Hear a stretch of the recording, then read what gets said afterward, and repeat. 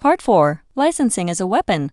How Microsoft's cloud terms drew a complaint, a settlement, and an EU probe. A source to look at cloud economics. Every claim links to its source. Nothing here alleges a crime. The striking part is that it is all legal and disclosed. That's not an accident, rivals say.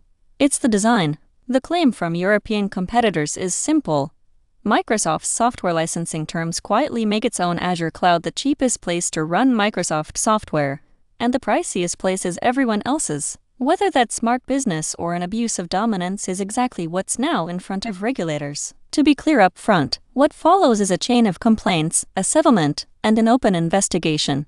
Not a verdict. On 9 November 2022, the trade group CISPE, Cloud Infrastructure Services Providers in Europe, filed a formal competition complaint against Microsoft with the European Commission's Competition Directorate CISPE, the Register. CISPE alleged that Microsoft engages in unjustified and discriminatory bundling, tying, self-preferencing pricing, and technical and economic lock-in, using its grip on productivity software to steer European customers toward Azure. CISPE Executive Summary. Those are CISPE words and CISPE allegations, not findings, and not mine. It never reached a ruling. On 10-11 July 2024, Microsoft and CISPE announced a settlement. CISPE agreed to withdraw its commission complaint in exchange for a set of Microsoft commitments. CISPE.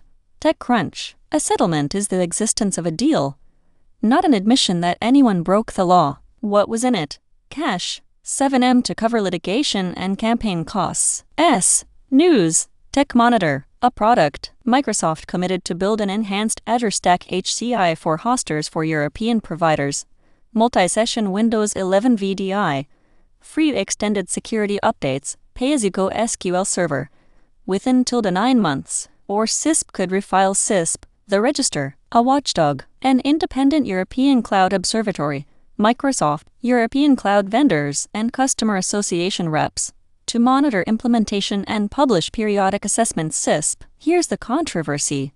The settlement explicitly did not cover AWS, Google Cloud, and Oli Cloud, even though AWS is itself a CISPE member and was excluded from the negotiations. The Register. TechCrunch. Critics said that flatly contradicted CISPE's own earlier line, that any remedy should apply to all European cloud infrastructure providers. TechCrunch.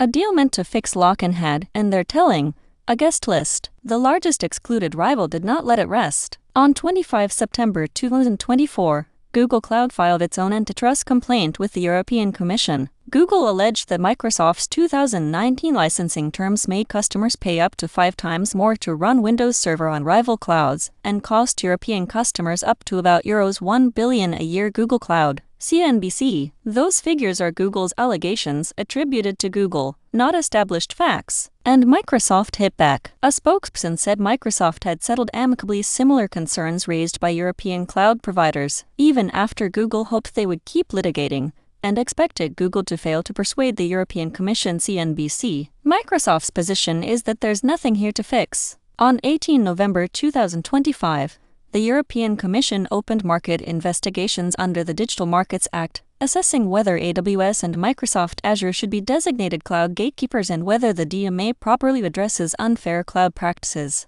Days later, Google withdrew its own complaint, pointing to the new EC process. European Commission. Computer Weekly. Read the Commission's own words and the framing is careful. These are assessments, not conclusions. As of now, there is no finding that Microsoft broke the law. European Commission. Opinion. Michael, I'm not telling you Microsoft is guilty. No regulator has said that, and I won't say it either. What I see is the shape of an incentive. When the same company sets the software prices and sells the cloud, those prices favor. The gravity points one way, and you don't need a villain for that to happen. The settlement that skipped the biggest rivals is the tell I keep coming back to.